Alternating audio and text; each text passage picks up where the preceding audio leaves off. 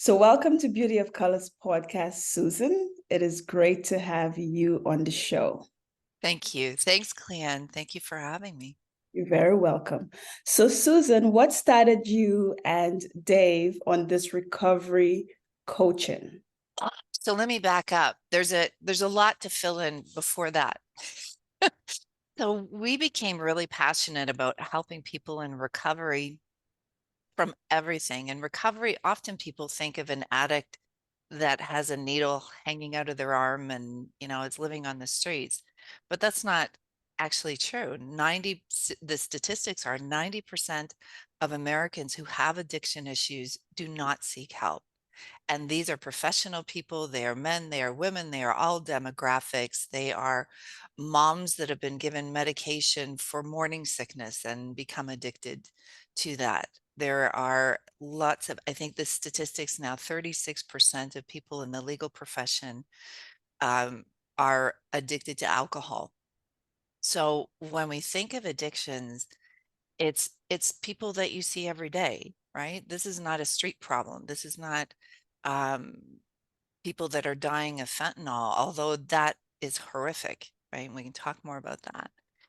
So what we started with was teens, and we were working at a private school. We had kids that were living in boarding, so they were away from home.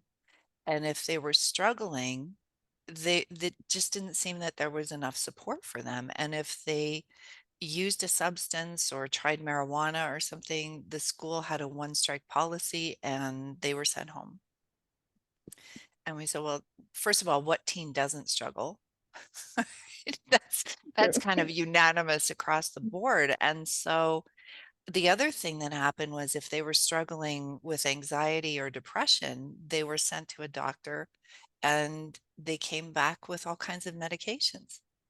And for a lot of the kids, what happened was they would start taking medications and they would have greater side effects from the medications and still ended up going home because the school couldn't support that. So Dave and I started in 2008. We said, I don't know how we're going to solve this, but we're going to fix it. And it just seemed in 2008 too that a lot of people were beginning to struggle. There was a lot of health issues. There was a lot of addiction. There was a lot of anxiety and depression. And in a world where it should be getting better, it wasn't. It's getting worse. So the one thing that we tied in is the brain drives all behavior. And so the brain then has to be key in anything that we do to seek relief or to feel better or to recover from, whether that's recovering from divorce, whether that's recovering from illness, whether that's recovering from addiction. It doesn't matter. We've got to look at how brain functions. So that was the first idea, Cleanne. I gave you a long answer, but that's the evolution of we started reading and researching and getting everything that we could to better understand how brain function is in charge of behavior and what we could do about it. So we opened our first recovery program, residential program in 2011. So we did 3 years of research and then said, okay, we've done enough of the research. Let's see if this is actually what we think it is. And it was incredibly successful. So, Susan, you focus on uncovering the root causes of personal imbalance. Yes. What are some Yeah. of the steps? What are some of the steps you take to help clients have greater well-being? Yeah. So it's very tailored for every person. Okay. Dave and I have just written a book called Actualized Recovery, Oh, nice. and it's going to be out on February 29th. It launches on Amazon as an ebook. Mhm. And so if people are interested in and what we've gone through is, so we ran the recovery program for 13 years Okay. and we had over 2,000 people. We had a staff of anywhere from 14 to 26. So we literally lived with people 24 hours a day, 7 days a week, 365 days a year. Mm. And you do that and you learn a lot about how people recover. And Yeah. I love one of the things that I read about what you're so passionate about is the words I am. Yeah. It is one of the biggest things that we did for teaching, because whatever you put behind that is self-fulfilling. Yeah. And so when people were in our recovery program and they would stay with us 4 to 6 weeks, I am is actually one of the classes that you got to learn that your brain is only being told what to do by you. Mhm.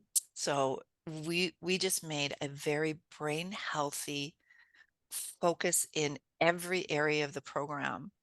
And I can get into that deeper, but I want to know what you want to know. Okay.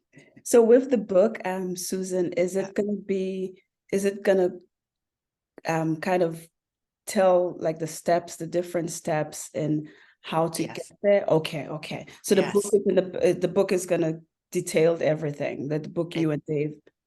yeah, it's a great launching pad. So here's what we learned Okay. is that there's 5 principles to recovery. There's 5 different areas that you have to look in. Mhm, And we look at these through the brain first lens. Number one is physiology. mhm, Physiology drives everything. So your body and how your body is assimilating nutrients, how well it's hydrated, how you're sleeping, how well the brain is functioning. Do you have heavy metals that we need to deal with? Are there toxins? Things like that. You got to look at specifically the liver and the brain really govern everything that's going through in the body. And then physiology drives psychology. So, how well your body is functioning and how well your brain is working drives how well you feel mentally mhm, and emotionally. So, the next thing is the psychology. And we look at areas like strength based positive psychology, and we do experiential therapies, um, more so rather than focusing on a talk therapy. It's more about action and doing. And then we look at spirit, right? Everybody has to have faith in something bigger than themselves. And it doesn't matter what that is. Just know that there is help. You are not alone. There is an I am, right? I am that I am. mhm, And whatever that belief system is for you, just know that your body is never turned on you, right? Everything wants you've got support to really do well, and your spirit is what drives you. It's the thing that you have that nobody else has on this planet, so it needs to be honored. Then the fourth principle is we look at connections. So deep meaningful connections are one of the most rewarding experiences for humans. And it actually surpasses wealth creation, it surpasses wanting fame or any sort of recognition like that. And it's far beyond anything that's material. So at the end of life, here's what we know from science and studies and is that we long for deep human connection. And then the fifth principle is that we tie it all together with lifestyle. So, looking at the other 4 principles, how do you, in where you live, what's available to you, the time that you have available, how many responsibilities you have, all of that. Now you get to tailor that and it becomes your actualized recovery. So how long is the program? Is it if somebody wants to get into the program, Susan, Mm. and they just want to do one principle, is it Yeah. allowed or do they have to go through the entire Yeah. So 5 principles? So here's what we've created. We loved running the residential program. We loved connecting with people. And after COVID hit, we just couldn't keep it running in the same way because of the amount of staff that we had. Um, Things were uncertain at that time. We were living in Ontario, just outside of Toronto. The shutdowns were crazy. And so we stepped back and we said, okay, how can we create this residential program for people to be able to do independently on their own or working with a coach? How could we create that? So now we've launched what's called Emergo Academy. and we have free resources. So if somebody wants to join Clean and they just want to have free meetings, they want to do 5-day challenges, they want to get the newsletter, they want to stay connected and learn more about the actualized recovery, they can do that. If they want to go through the book, we have a course that is a paid for, very nominal fee. It's $47 a month. They join and it's live, and we go through all of the principles that we say in the book. So Mhm. people follow along in their own time pace. For some people that will be 12 weeks, for some people that can be 12 months, Mhm. right? It's up to the person. And it's live and interactive so that they get to ask their specific questions too. The next level is if people feel that this is a calling for them, if they feel like they want a way to give back and they aspire to really understand how crisis and recovery works, we have an 8-week certification course that trains people to be able to be internationally certified crisis and recovery coaches. And they also have a community so that they never feel alone. We meet weekly. They Anybody who's interested in that, it's a phenomenal program, and will also help you launch the business part of it. So for some people, they have a very unique business idea, and we're here to support that. So that's the community. It's all levels. It meets everybody where they're at, whether they're struggling right now, whether they've overcome and they want to give back. Our community has everything in it. So is that virtual? Yes. Okay, okay. Yeah, So it's all okay, online. okay, okay. I Yeah. was wondering. I'm like, okay. Yeah. Um, so where can the listeners get all that information you just said there, all of that good information? Where can the listeners get a hold of you, of Dave, or any resources that they need in order to start the program and in order to get in contact with you guys? Perfect. Our resource is the website emergoacademy.com. So Emergo is Emergo academy.com. And emergo is a Latin word which means to emerge or to rise above. So if anybody's curious about the etymology, it's emergo seems like a really fitting word for people in recovery. Okay. Yeah. So Susan, lots of people are asking with the pandemic, Yeah. stress, mental health. How can we go about and fix the brain? I know you went through all of the 5 principles and you Mm, explained it, but if somebody is looking, because sometimes people, when you say fix the brain, they're looking for a quick yeah. fix. So Right. what exactly is it that when you say, can we fix our brain? Yeah. So thank you. And I love this question. So we have a very complex brain. It's about 3 pounds. And it's always active.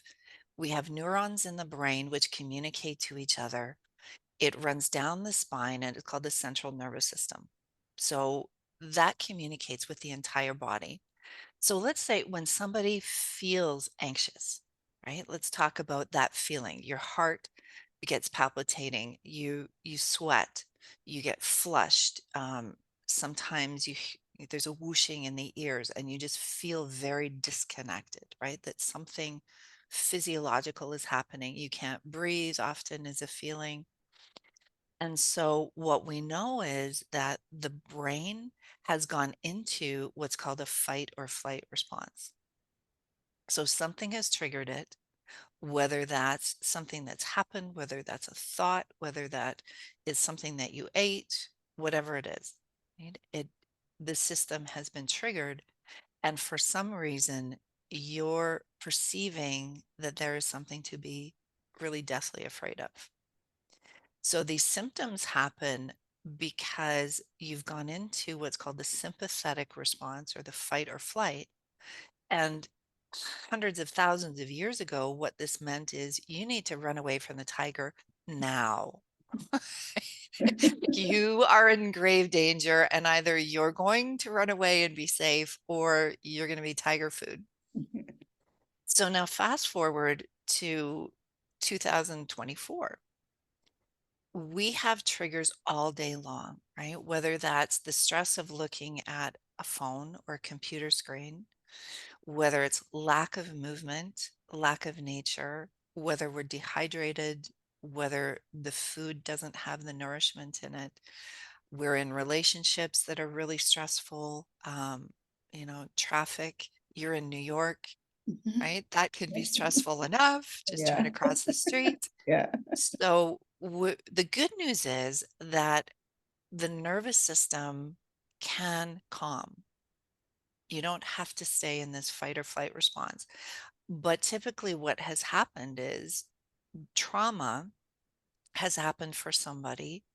And so if you think about it, that response can be like the gas pedal is stuck on. So it's constantly engaging in fight or flight. So digestion isn't working properly, sleep isn't working well. Um, People are feeling fear, anxiety, and panic. So the other thing I want to talk about is everybody thinks that trauma has to be big T trauma, that something has to have happened in life that is, it's so catastrophic, but that's actually not the case. There's four different types of trauma. One is physiological trauma, so it can be a concussion, an accident, something that physically impacts the brain. And so the brain is like any other part, right? You hit your arm, there's going to be a bruise. The brain is the same. If it's been impacted, there's going to be a residual trauma for the brain to have to work through, the brain and nervous system. Then there's mental traumas. So these are ongoing, like the pandemic, right? Where you don't know day to day what's going to happen. There's no certainty. You don't know if you're going to have your job. You don't know where your kids are going to school, if they're going to school. So mental traumas build up over time. Then there's chemical traumas. So a chemical trauma can mean you've had a flu, you've had a food poisoning, you've had a hormonal imbalance. And so that trauma is affecting the nervous system and brain, and the body's just trying to regulate itself through this chemical trauma, right? Anybody who's had a massive bout of food poisoning knows what that means, right? It's terrible on the body, and you can hallucinate. You're not able to keep anything down. It's serious, right? That is a trauma that has happened to the body. And then we've got the emotional traumas. So these are abuse, mental or physical abuse. You've got bullying. You've got all of these things that emotionally, maybe an abusive relationship that just erodes. And over time, the brain gets stuck into these patterns. So the good news is, this is the wonderful news, that we are very, very resilient. You break a bone, if you put it in the right healing, the body knows what to do. You cut yourself, the body knows how to heal, right? All we have to do is keep it clean. So the same is true of trauma that happens to the central nervous system and brain, Mhm. is that then we've got to take a look at how much stress can we reduce? How many responsibilities can you take away for a period of healing? Right? We've got to heal this beautiful system. We've got to get the gas pedal to ease up. And food is very, very important. Nutritious food, staying away from ultra processed foods. So people categorize it as processed food, but we've been processing food for thousands and thousands of years, right? We need to, as humans, we need to cook it, we need to salt it, to brine it, whatever it is. So ultra processed is different. Ultra processed started happening in the 50s, and it was companies that are taking products that are have lots of chemical They have a long shelf life. They have no nutrient value. So if you're wanting to heal the brain and nervous system, you have to give it nutrients. It needs to have real food that the liver can thrive on and the brain actually gets to be able to function. And then the system starts to calm.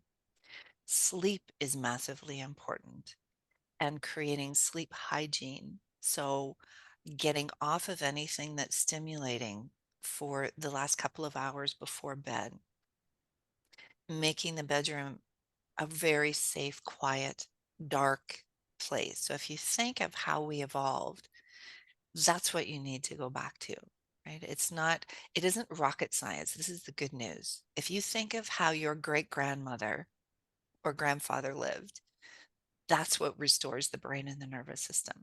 But we have the benefits of living today where we have so much more access to knowledge and things.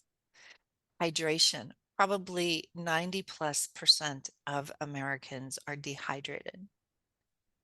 So think about that from a brain point of view. If you're dehydrated, the first signal that your body's going to give you is anxiety and fear because it can't survive.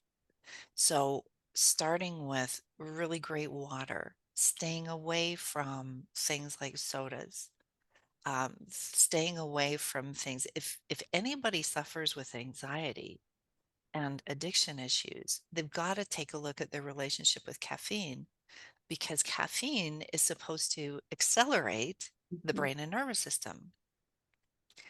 Well, that may not be what you want if you're already in that state, right? And if you're using caffeine and stimulant products because you're exhausted, then we have to take a look at lifestyle. We've got to take a look at the physiological.